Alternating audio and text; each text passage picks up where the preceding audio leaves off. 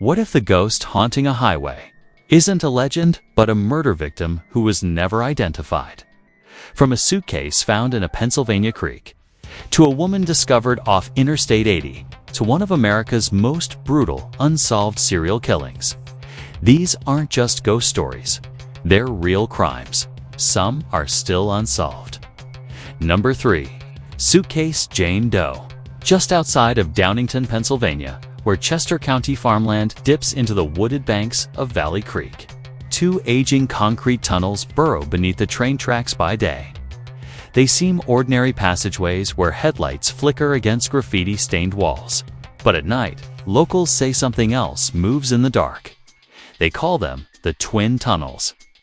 For decades, this spot has been the center of one of southeastern Pennsylvania's strangest collections of ghost stories.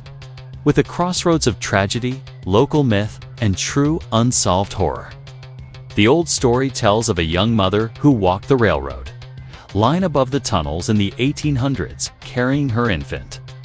Some say her lover abandoned her and she threw herself from the bridge. But others say she tripped and both she and the baby plunged to their deaths.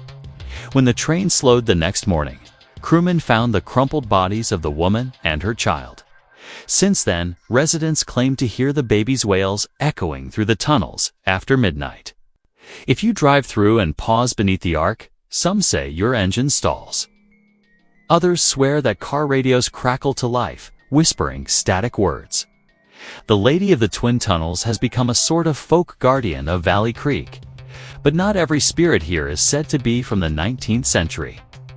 One, they say, is much more recent and sadly a true crime story that is still unsolved.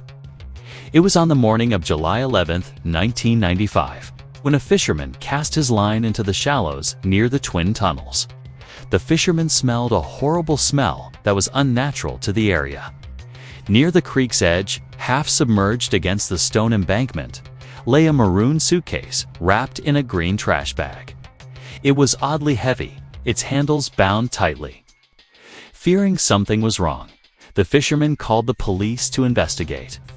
When the authorities unzipped it, they found what would haunt the region for decades. Inside was a dismembered female torso carefully wrapped in bedding. No head, no arms, no legs. She became known to the investigators as Suitcase Jane Doe. The autopsy showed she had been murdered elsewhere. Her body dismembered with precision and discarded near the Twin Tunnels in the water. The case remains unsolved. For years after the discovery, locals noticed a change in the air around the tunnels. Teenagers who once came seeking a thrill began reporting something new. Drivers spoke of seeing a woman's figure standing at the tunnel's mouth, her head tilted oddly as though searching.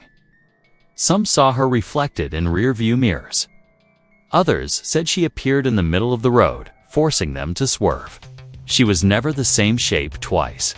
Sometimes she seemed solid and young, her hair dripping as if from the creek. Other times she was only a blur, a shadow against the graffiti. A few who ventured into the tunnels with cameras captured streaks of lights and misty trails that took on a vague outline of a torso or a face. Paranormal groups later claimed to record unexplained EVPs with faint voices whispering, "Help," and "Find me." Skeptics dismissed it as imagination, coincidence, or the power of suggestion. By the 2000s, the Twin Tunnels have become a staple of local ghost tours. Paranormal investigators parked along the narrow road, setting out voice recorders and EMF meters while freight trains rattled overhead. Some claim to have felt cold spots or sudden static surges that made their devices spike. One team reported a mist forming into a headless woman's outline captured in a long exposure photo. Nearby homeowners grew accustomed to seeing flashlight beams bobbing through the trees. Locals who fish or hike near Valley Creek still speak of odd things happening. There's a stretch where the creek widens into a quiet pool near the tunnel entrance. A windless morning, the water's surface trembles as if disturbed by something unseen. A Downingtown resident who walks her dog there swears that once she smelled perfume utterly out of place among the damp leaves. Visitors continue to leave flowers at the tunnel mouth tucked between graffiti tags. No one knows who started it, but a few petals appear every year around July. Some believe it's the fisherman who found her. Others think it's one of the detectives who never forgot. Something about the murder has changed the story's texture from legend to possibility. It was no longer just a ghost story. It was a reminder that horror can be human,